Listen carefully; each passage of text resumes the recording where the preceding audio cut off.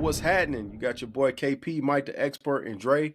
So that means you in for another round of SNS football talk where we gonna rise up and run down what's going on with the Dirty Birds. But anyway, we appreciate everybody that pulled up on us in the last episode. We just really love the love, man. We Falcons community like the rest of y'all, and we just want to keep it real with y'all. So first off, we just want to say thank y'all for the engagement and commenting. We're gonna actually read some of these comments and respond a little bit later in the show, but we just want to start out with a thank you. And of course, special shout out to yourself, man. I really yes, appreciate sir. Yes. I really do appreciate that. Thank you so much for the engagement.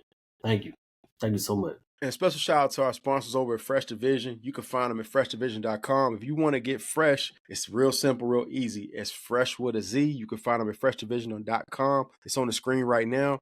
They got all the new gear that you're looking for the fall. So it's fall. You know you need that two-piece to keep you nice and warm. I know I got my two-piece on. So get yours too, man. But with all that being said, no more blah, blah. Man, how y'all feeling? We don't have some time to come down from it a little bit. How y'all feeling about this disastrous performance in Week 18 against the Panthers, man? I don't actually think it was disastrous, to tell you the truth. I mean, no, I don't. Just because we lost doesn't mean it was disastrous. What it looks like, our defense was terrible, right? But our offense was real good. No, I mean, if you look at it, even if you look at the numbers, they're close to the same. I mean, the Panthers had a great offensive day. Their defense wasn't good either. We had a great offensive day. Our defense wasn't good. The numbers were close. The biggest thing that really hurt us, of course, other than the defense, was that turnover, that interception in the at the beginning of the third quarter. I think that's what really made the difference. About 4 or 5 plays later, they got a touchdown off of that. They got 6 touchdowns. We had 5. I mean, nobody could stop anybody. So I don't think it was just disastrous. We weren't making the playoffs anyway because the Bucs, won their game.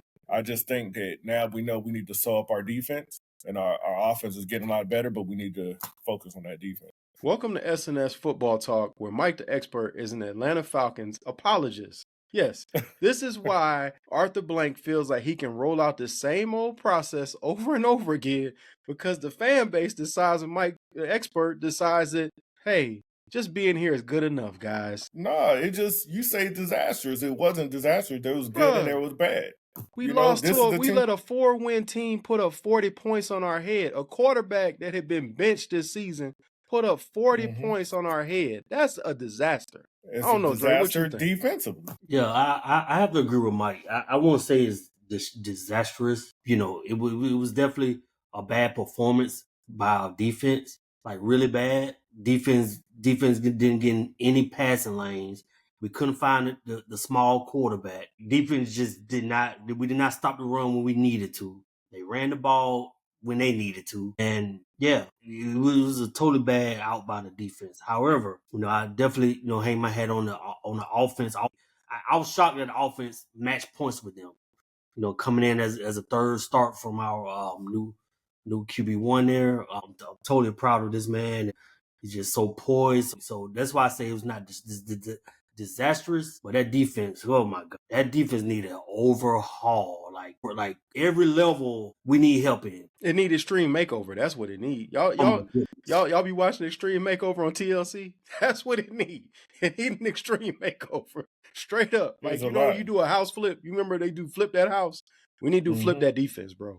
Straight up. Yeah, okay. And I feel like it didn't help that the coaches kind of played scared. Because if you look back at that game, we really didn't blitz. We relied on the defensive line for pressure. They didn't do it. Panthers got a decent line. Panthers always got a decent line. Even when they're not doing well, they always have a decent offensive line. Right. And you should come into a game knowing your opponent. Know your opponent's personnel. You should know, especially your division opponent. Exactly. Yeah. So I blame a lot of that on coaching, man. the head coach getting up there and saying he was disappointed in the defense. No, you disappointed in yourself. You did not call a good game. You did not. You did not put your players in a position to be successful. You did not help them out. Put like that. They didn't play well, and you did not call a good game. So there you have it. But this is indicative of what we've seen all season, bro. The defense has been the same Jekyll and Hyde defense all season. And I feel like this is me, man. Y'all lean in. This is OKP. I'm with the guys that's going to tell you I'm tired of the mediocrity. If I was Raheem Morris, and I got to take it to Mike Tomlin. Mike Tomlin don't call plays. But he the offense, he the best guy to manage. He the CEO. Exactly. And if that was Mike Tomlin, Jimmy Lake would have got fired right after the game. Probably in the third quarter, someone would have been fired. Definitely at the podium, Jimmy Lake is not coming back next season. And for them to roll out and tell us that the whole squad, y'all going to run it back with no changes, you're going to bring Jimmy Lake back to run that soft zone again that did not work all season? Come on, man. That's why I call it disaster. I feel you. You have every right to feel that way, man. It's frustrating. We turn out every year. We support this team, man. We pay our money to go to these games. Right. We got the gear. You know what I'm saying? They didn't get us stuff for free. And this is what y'all give us as a product. This is my issue, man. Fans in Green Bay don't have to put up with this because they want to win. The Giants may get in their own way, but they want to win. I see other organizations that actually want to win where the fans don't have to put up with this. The Steelers, they want to win. Winning is a priority. Although they don't win the Super Bowl all the time, it's been a long time, we cannot say they're not trying to win.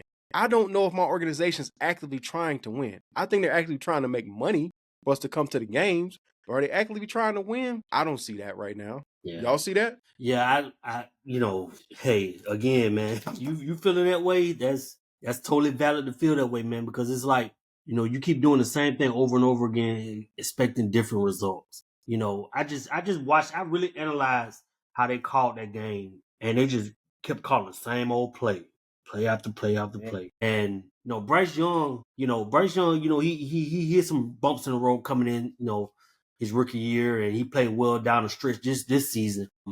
But he's not a bad football player. No, he comes from a first-class organization. Absolutely. So this man knows how to play the position. So by you just sitting back, dropping 8 guys and expecting him to make a mistake, no. You're talking about a quarterback that won a national championship, bro, that came from Alabama, coached by Nick Saban. So of course he did. Exactly. So, I mean, come on, man. Give them different. Like, I like how they called that game against Jaden Daniels. Right. They gave him different looks. He dropped back the linebacker.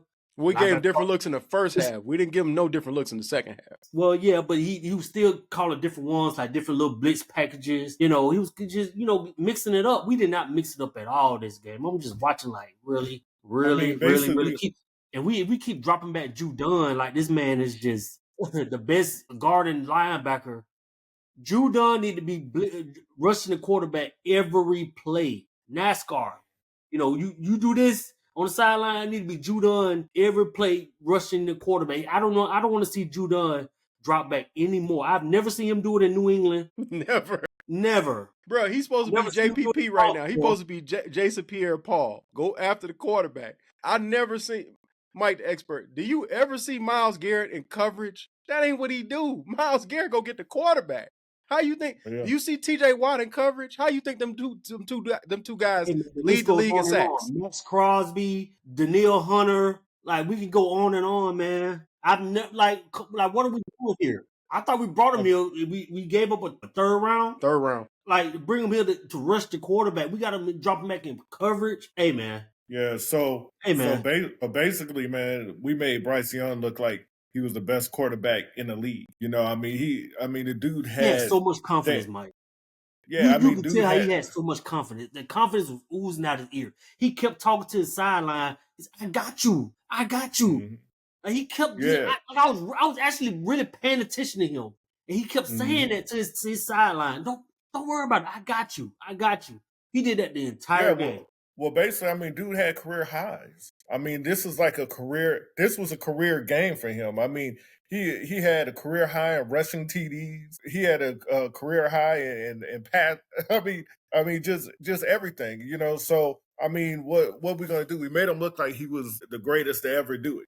Even though he looked like a number one pick of the draft. Yeah. He accounted for like Dan 5 Marino. touchdowns. Mm-hmm.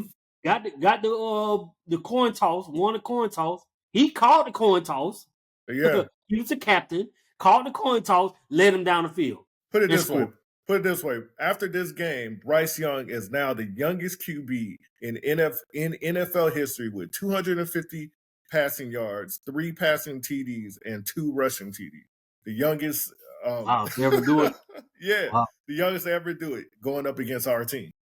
Crazy. Oh, what did Dennis Allen say? Career highs against us. They are who they thought you were. We talking about the Falcons, bro. You want to give him a gold jacket? Give him a gold jacket. That's what they made. They made him look like he needed to get a gold jacket. That's why I was so passionate when we had that debate a couple of episodes ago on why we commit so much money to one guy when our defense is not great. Like the defense is not there. It's not there. I agree with you, but here's the thing, and you're 100% right. The defense is not there. But how is your defense going to be there if you use guys in a way that doesn't accentuate their strengths? If you're using Judon in coverage, and we saw him in coverage way more than we saw him rush the quarterback this season. So if you're misusing guys, of course, Simmons. You know what I'm saying? We're not putting guys in a position to be successful, to what you said earlier. If we're misusing guys, of course they're going to look bad. Not that we had the greatest guys, but they're going to look worse when you misuse them. AJ Terrell, not my favorite corner in the league. I think he's a good corner. I don't think he's great, but he's not a zone corner. He's a man corner. Like, okay, Denzel Ward. What is Denzel Ward? Denzel Ward is a man corner. If he even that, but go ahead. Sauce Gardner. What is Sauce Gardner? What's his specialty? You can say man to man, Okay, exactly. They put guys in position to be successful. When Jalen Ramsey was considered the best corner in the league, did they try to tell him, you know what? Instead of going out there and covering guys, we want you to blitz like a linebacker. No, that's not what he do. If you had Deion Sanders, would you keep trying to have Deion Sanders blitz the quarterback? And Deion ain't fit to sit in no zone all day either. There you go. he told you the rest of the team, you do what you do, but I'm doing what I do. There you go. Like that's understanding your personnel. Mike the expert, you a key person that talks about understanding personnel. Is that not right? That's correct. You got to know, what your guys are capable of, but you got to use them the right way. And if you don't, then you're going to fail every time. It doesn't matter how good the people are that's on your team. You can have the best, but if you don't use them correctly, you're going to fail. Exactly, man. So talking about the numbers, I know you're the expert of all things, especially numbers, man. What else are the numbers telling you about the game, man? What else stand out to you from a number perspective? Well, like I was saying earlier, the biggest thing about the numbers is it just looked like we were evenly matched. It just looked like we're both just two bad teams. You know what I'm saying? Right. We were evenly matched. So because if you look at it offensively, our numbers were better than theirs as far as yards. Total yards 537 for us, 425 for them. Rushing yards, we had 227. They had 155. So we had 500 yards of offense. Yeah. Wow. So we put up over 30 points. Yeah. So the thing about it is, we were doing real good offensively. It's just our defense was bad. Their defense was bad too. And like I said before, I think the biggest thing that hurt us is that interception that they got, because they got a TD off of that interception, and that gave them 6 TDs to our 5. Yeah. So that was really the biggest thing. Whole territory at that time. Exactly. Yeah. They had 0 turnovers. So that was the difference that gave them that win on that game. I would agree with that, as well as I think too, our last score, similar to in Washington, you don't go for 2 points, which is crazy. That pissed me off in the Washington game. Go for the 2, man. Go for the 2. I'm not mad at that point. The reason why you got a kicker that can't make a kick. It's not Younghoe Koo. I understand, but the reason why I'm not mad at that, because our defense has not played well at all. So all they was gonna do is just what he did in overtime. He marched down the field and scored. So all he needed a field goal. You think how hot he played all game. You don't think he could go down there and get 3 points real quick? I definitely agree with that, and that's why I kind of also. That's why I wasn't mad at it. That's why I also put this on Ra's head. This goes at Ra's head because here's the thing. You watching the game get away from your defensive coordinator. When do you not step in and say, you know what? This one getting away from you. I got this. Totally agree. Or at least tell them to kind of, mix it up a little bit, throw some there you go. Like coach. Like, you're not just coaching your players, you're coaching your coaches too. Coaches need to be coached. And this is the part where I feel uncomfortable with Ra. I don't want to say that Ra should get fired. If he does, he does. What your boy say, Rocky? What did Drago tell you? If he dies, he dies. That's kind of how I feel right now, because at the same point, I look at a guy like DQ, who was our former coach. DQ probably had the worst coaching day that somebody could have on a big stage, right? We all agree with that. But now we're watching DQ go to Dallas, get better. And then you see him in Washington, and it looks like he's actually learned, and the Commanders look different. You see DQ actually making different adjustments where he didn't make those adjustments before. This is Ra's second go-around, and looked like his first go-around. I'm not seeing the progression as a coach to say, like, okay, I've noticed a consistency these games getting away from Jimmy Lake. Let me step in. I'm not seeing that. And I saw that from DQ. Those same mistakes that DQ made here, he's not making anymore. So that concerns me going forward, that I don't know that I'm seeing you get better as a coach. And this your second go around, bro. And you came highly recommended, and we picked you over the most winningest coach of all time. We told the guy with 6 rings, we don't need you. Yeah, you got a point there, because this is his third go around. If people really know about Raheem Morris's resume, he was our interim coach. Right. I didn't even count that. That's why I said second. But yeah. Yeah, he's our interim coach. Mm-hmm. He had a brief stint in Tampa, and now he's here. Like, I feel like Raheem has seen a lot of football. You came from Sean McVay. But absolutely. This man has seen a lot of football, and Raheem, the mistakes he's made, the ineptness and the incompetence that he showed down the stretch. It all started with the quarterback. He did not know what he's going to do with that, but I think that a lot of it had to do with corporation. Okay, we'll get after the front office. We'll take that off his plate. Fine, that was a corporate thing. But those pivotal in-game decisions and lack of adjustments, Raheem, come on now. I think. Yeah, I was just going to finish the point of, like come on, Raheem. Like, you've seen a lot of football, and those decisions can cost. First of all, it costs livelihoods, it costs jobs, and it costs games. Like, you have to. There's no mistake. There's zero error for a head coach. I feel like you got to make. You're the head coach for a reason. It's only 32 of you all in the entire galaxy. So you want 32 heads that has to be on point at all times. You don't get to make a mistake. You're human, yes, but you have to be sharp down the stretch of a game. Like, come on, Raheem. And Raheem, he's not a first year head coach. He's seen a lot of football. He's been under the Tony Dungy tree. He's been under the Sean McVay tree. He got to make better decisions, man. Seriously. Yeah. And I agree with you on that. I don't think that they're going to get rid of him, of course, because because they don't want to admit that they made a bad decision. They made the wrong decision. I think, you know what I'm saying? Well, I don't think and Belichick's not even available now. Yeah, I don't feel like the team think they made a bad decision. I just think they feel like maybe it's his first year jitters, and he had to get back into the groove of things. I don't think they think that he made a bad. And they know they made a bad decision. They just not gonna admit it. By getting rid of him. They know that. I don't feel like we made a bad decision. I just feel like him being a player's coach versus a more so of a more stern guy like a Belichick, you could say, or even Tomlin. So he had 18 game jitters. Is that what it is? Yeah, season jitters. You know what I'm saying? I'm like, you got to get after the first few games, you got to get over those jitters. Every game, but most of the game was pivotal games, so it was blown up. So yeah, he made some big mistakes in bigger games that cost us a lot of games. How about this, expert? What was we were at 6-3, right? Remember that? Mm-hmm. Yeah. How did the rest of the season go? How many games did we lose after that? Yeah, I mean, it was to get to 8-9. So that means we lost. That means we lost 6 games, right? Mm. To your point, yeah, I agree with Mike the expert. So six more times he had the jitters. Those are just mistakes. Well, I mean, a lot of them teams that we was not going to beat the Seahawks. We were not going to beat the Denver Broncos. Sean Payton, we're not going to beat no Sean Payton. So what was the excuse at the Chargers? What was the excuse with the Chargers? Okay, fine. Everybody lost that Charger game. Like that did they even score a touchdown?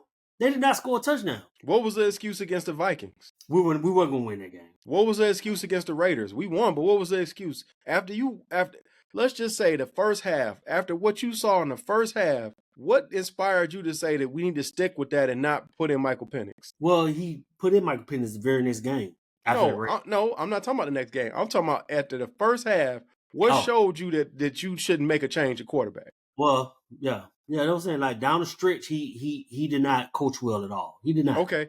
How about this? After what you saw, after what you saw with the Vikings game, what told you that, hey, the 18 should have even been playing in Oakland? Mm-hmm. Totally agree. Yeah, I agree with you. We should have benched him after that Denver game. After that Denver game, matter of fact, I feel like the halftime of that Denver game, we should have. He should have been sitting on the bench. Yeah. Or how about this? This is the best one. You got what you needed in Tampa losing. Y'all remember that when Tampa lost and then we took first place again. So you got the gift that you needed. What was your excuse with how you handled the timeouts in Washington? Exactly. Mm-hmm. Yeah. Because we could have won that game. Bad. It was bad. I mean, hey man, I'm not absolving him. Like it was bad. Like he has to be held accountable for that. He had jitters, right? Hey man, call it what you want, man. He didn't do well at all. Yeah, I'm sure he got a mouthful of it, you know. So, how about this? Do y'all want a guy in the foxhole with y'all that got jitters? If you in the foxhole, because that's what they say in the NFL. You want a guy in the foxhole with you that got jitters? Not at all. I think Raheem coaches from a place of, hey man, I believe in you. You're my guy. That's why, you know, he felt like, you know, he gave Michael Penix a little bit too much of a leash during that Washington game. He was saying like, well, I feel like we should have sped it up. Really? This is his second start. Mm-hmm. Like you should have been like, okay, no, start. I got you. Let me call timeout. Okay, all right, let's just regroup and let's talk about, instead of him trying to think, okay, he know what to do. No. All that belief goes out the window. Like you have to take over the wheel. At some point, you have to stop the bleeding. And he did not. I feel like Rod coaches not to lose instead of coaching to win. That's what I've seen this season. It looks like they coach the games not to lose instead of coaching to win.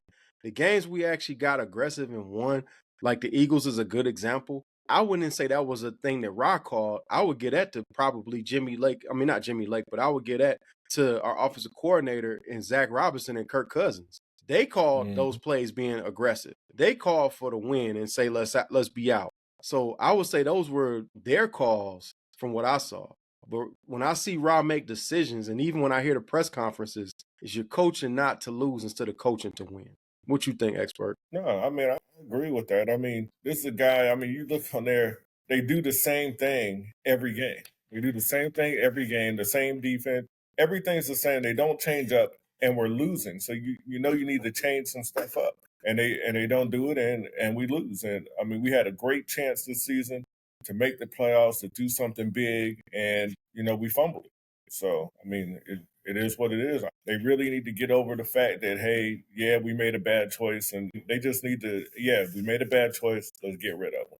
Let's get rid of them. Let's do something different. This is the thing. I think I would have been more fine with that if Belichick was available. If I look at who's available right now, and we'll get into this in the comments. One of the comments we had said Ben Johnson. I like that.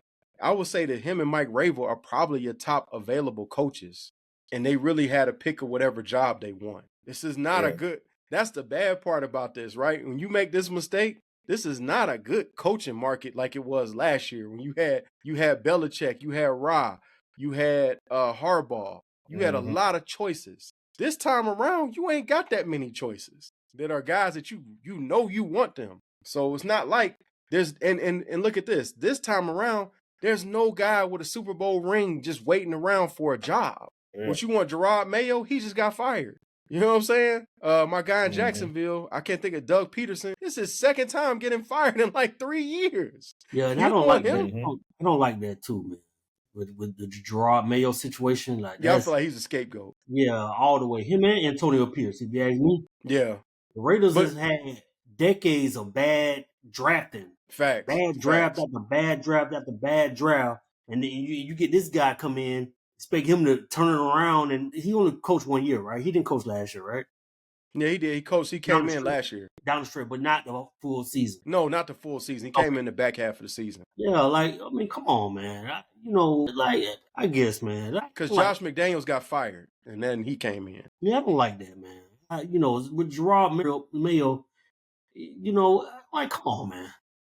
Like, this guy take over for a coach, take over for a legend after 24 seasons, and you expect him to just, like, come on, man. I don't like that. That's another topic for another episode, but I don't like that. I would agree. So when we talk about changes, man, I feel like if you're not gonna change Ra, you got to change a coordinator, and I feel like if one coordinator got to go, I mean, I feel like Zach Robinson saved his job on Sunday. He saved his job. We put up 30 points.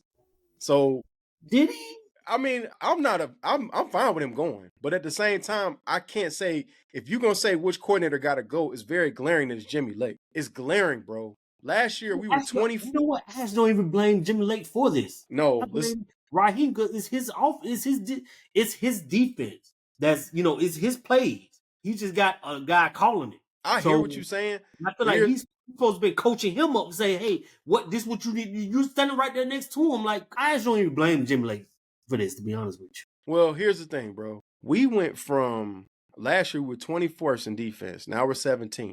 Here's where the wheels fall off, though. To go from 21st to 17th.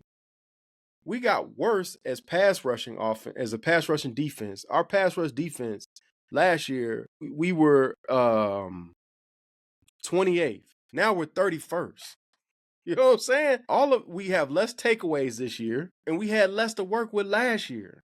That's kind of more I'm going with that. And guess what else? We're giving up more points per game this year. Last year we gave up 22. This year we're giving up almost 30 a game. Sorry, man. Defensive coordinator got to go. Yeah. Like, I feel like a lot of the scheme and just get out of your own way, man. I mean, maybe you're right, man. I mean, our defensive coordinator last year, he was, I feel like he was pretty good in them, and they had a Ryan Nielsen. Ryan Nielsen, absolutely. I feel like their trajectory was better, and they did turn in a better year last year. He had less to work with too. Way less. He didn't have a Justin Simmons. He didn't have a Judon. Right. No, absolutely not. And this is the guys that's available. Expert, you let me know how you feel about this. This is who's available. Robert Saleh. I realize he just got fired as a head coach from the Jets, but he know how to coach defense. He's available.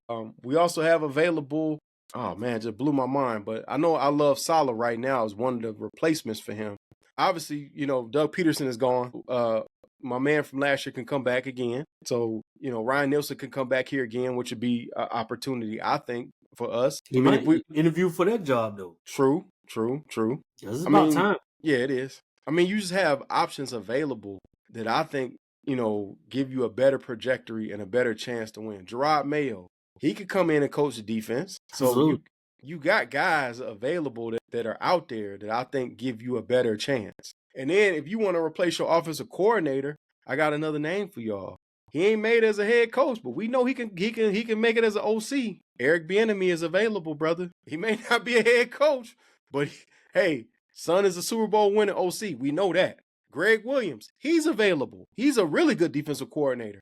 Not a great head coach, but a good defensive coordinator. I mean, we got options, man. What y'all think? How you like about that, expert? Do you like some of these names you're hearing to bring somebody new in? We can't hear you, bro. There it is. Can you hear me right now? Yeah. So, I mean, we can't really get any worse, right, when it comes to the defense. So, yeah, trying something new, might be able to work. Those names are decent. It's not anything that just pops out that I'm just like, oh, man, yeah, we definitely got to get this person. But I think just about almost anything would be better than what we have right now, to sew that up. So, yeah, I would try something different. Yeah, the only reason why I'm not really saying coming for Jimmy Lake right now because it's not his defense. This got Raheem written all over it. Those same plays were ran our Super Bowl year. Those same exact plays. I know exactly what he's running there. Then I need a coordinator that's going to stand up to him and be like, Rob, let me get this, okay? Right. Let me do this. I agree, but he's head coach, so it's his scheme. That's what we have. Yeah, but look at the Cowboys last year. Look at the Cowboys last year with Dan Quinn. You see, Mike McCarthy got out of Dan Quinn's way and let him call the defense, and the Cowboys had a really good defense last year. Same thing. You got to understand. His offense, though. He's not, that's not.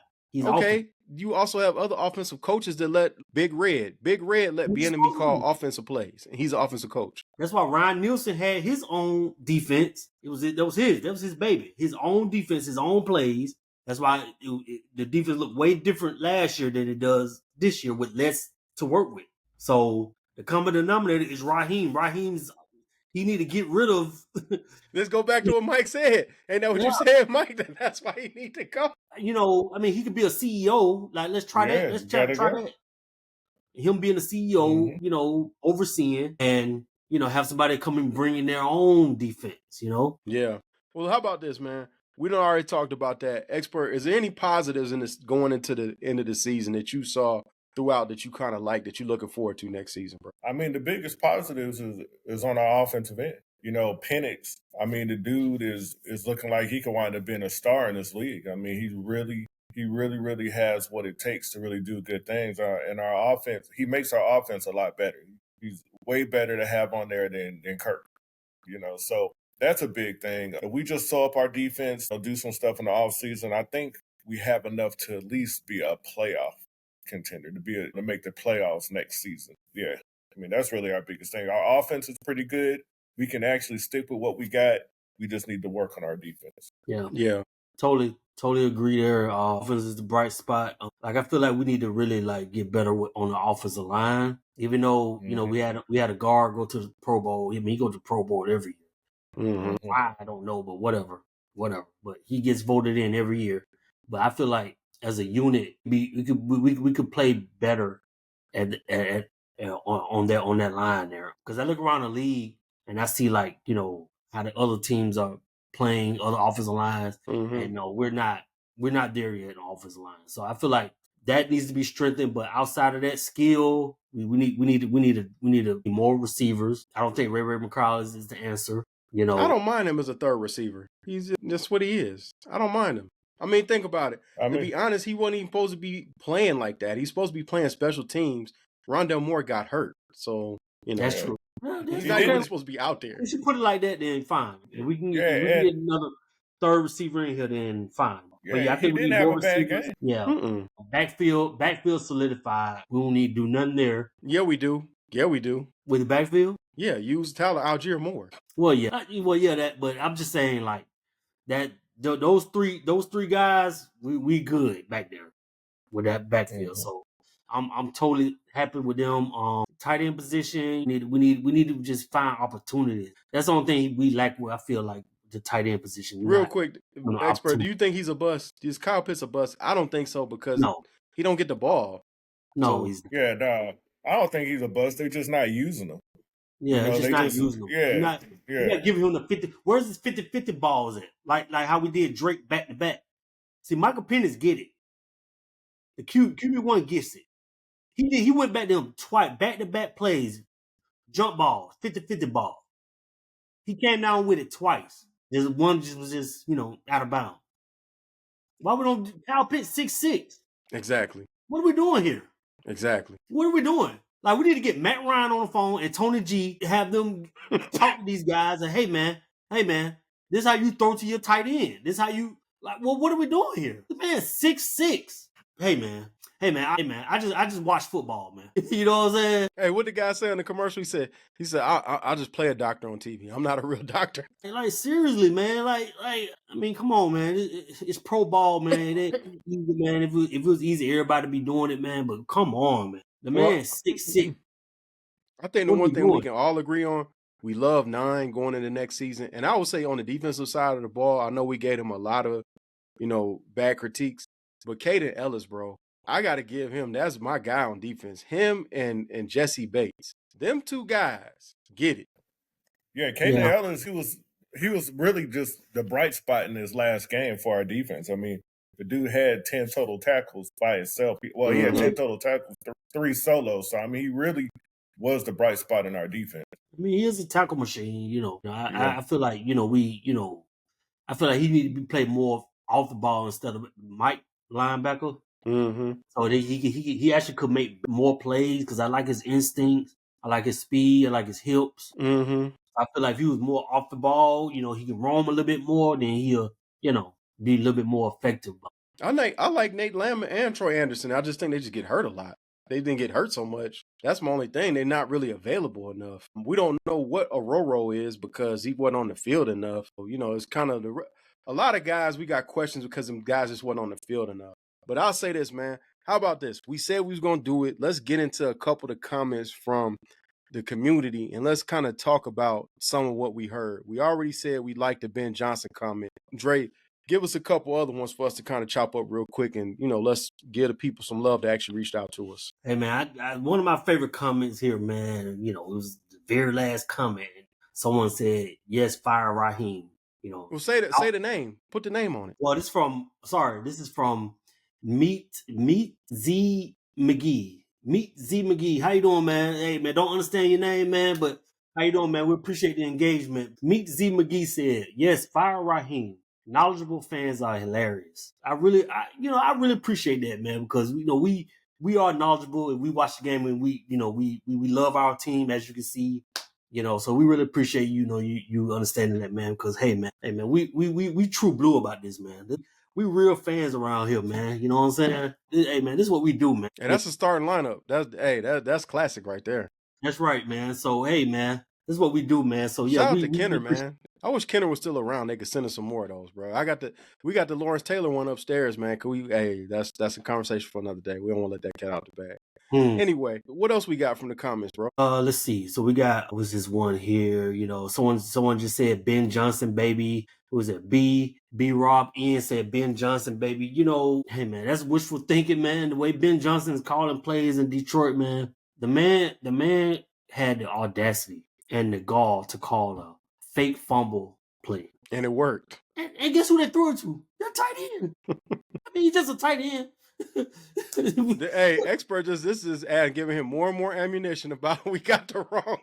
You just tight end, man. Throw to your tight end, man. So hey, man. So expert is sitting there like, I told y'all we got the wrong guy. I told y'all that.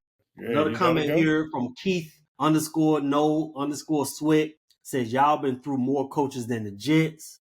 First off, I like the name. The Keith Sweat was dope. I love the name.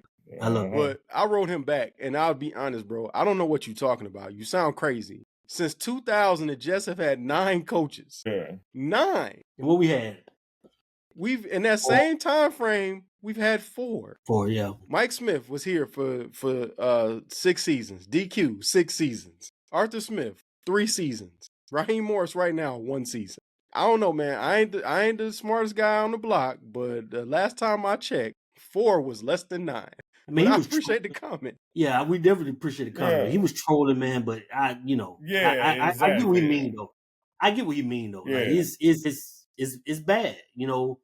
Hey man, the Steelers since 1969 had a grand total of how many coaches? I think 4. No. What were we? 3? No. 3 coaches. Yeah, because I'm thinking about Cowher and now Tomlin. Yeah. 3 coaches. 3. Hey, man, that's just a world-class organization now, man. I know somebody said we turned to the Browns at the end of the season, which made me laugh. But they don't have way more coaches. They don't have since, 90, they came out in 99. They came back in 99. And they left and went to Baltimore in 94. Came back in 99. I think they've had 21 quarterbacks in that time frame. Yeah. 21. That's crazy. Man. So, yeah, don't put us in the league with the Browns, bro. We playing different. We're playing different. Yeah. Then we got one from Sports Live in the ATL. Yes, fire Raheem.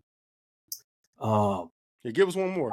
Raheem fired the entire coaching staff and fired McKay and Terry. I know you love that because you want Rich McKay and Terry out there. You feel like they're stealing money. Rich McKay got it. Yeah, definitely. Rich McKay just sitting on that payroll. Doing what? Expert. He taking money without a handgun and a ski mask. No, that man's just sitting on that payroll. Exactly. Rich McKay, man, come on, man. Come on, don't get me started on Rich McKay. Give us one more. Give us one more before we get out of here. His name Richard McKay. Yeah, you. I totally hope this gets to you somehow. You sitting there just sucking up the salary. Like, what did this man do? I don't even know his position no more. His position changed every 5 years. His position is get money. Honestly, expert, I got to be real. As much as we don't like Rich McKay, he got the ultimate job. Can you imagine having perfect job security, getting paid a 7-figure salary to do nothing and have no results? He got the best job security. He got the best job security. Like, Arthur Blank adores this man for whatever reason. So he's his right-hand man. So whatever. Take advantage of it while you can. Or he basically the Memphis Bleak to Arthur Blank's Jay-Z. Yeah. Hey, give us one more before we get out of here, man. All right. Then we went from Player Stats 3363. New subscriber test for the next episode already. Okay, I like that, man. Hey, we appreciate the new subscriber, bro. Thank you. Appreciate that, man. Thank you so much for that. Hey, this is the new episode, so hope you check this one out. And we just appreciate everybody, all the engagement, all the likes, all the subscribes, all the mentions, everything. We wouldn't be here without you all. So thank you so much. And that's the one thing about our channel. Y'all come on here, we're going to interact with y'all. We respond to everybody as quickly as we can. And we shout you out on the show, man. So that's how we do it. Next show, we're going to be talking about going into the offseason. We got the 15th pick, unfortunately, but this is where we at. Mike the Expert says 10-7. That didn't happen. 8-9 happened, which gave us 15th pick. Wait, hold on. You said we were going to win 11. Like, come on now. At least I was close. Everybody know that I'm the band leader of Overreaction. Everybody knows that. Everybody knows. Way closer to you. Everybody know I'm Mr. Overreaction. Way closer. Mine could have actually happened. We needed to be 10-7 to make the playoffs. Now, we just messed it up. Well, we gonna talk about the 15th pick, and then there's a rumor on the street that this might be a landing spot for Tyreek Hill. We got to talk about that. With what money? We gonna get into that the next time. But the cheetah, hey, I was gonna tell y'all. You broke. I was gonna tell y'all. Y'all probably already know how I feel about it, but we'll talk about that in the next one. We Kirk Cousins. Hey, tell him, man, we ain't got it. You broke. We gave it all to Cousins. Yep, broke. We all continue to like, share, subscribe. Of course, you can find us at The Culture One on Instagram. At The Culture One on Instagram. We not hard to find. And if you're a real Falcons fan, pull up on us at The Culture One and get these dudes over at Gridiron Gumbo the business, because they talking real reckless for a team that won 5 games. So we definitely, if y'all really Falcons fans, you got to get them comments up and let these boys over in Gridiron Gumbo know that Aints fans, they ain't got nothing going on. They need to be expecting another 10 years like this of winning no more than 5 games. With all that being said, we'll catch y'all on the next one.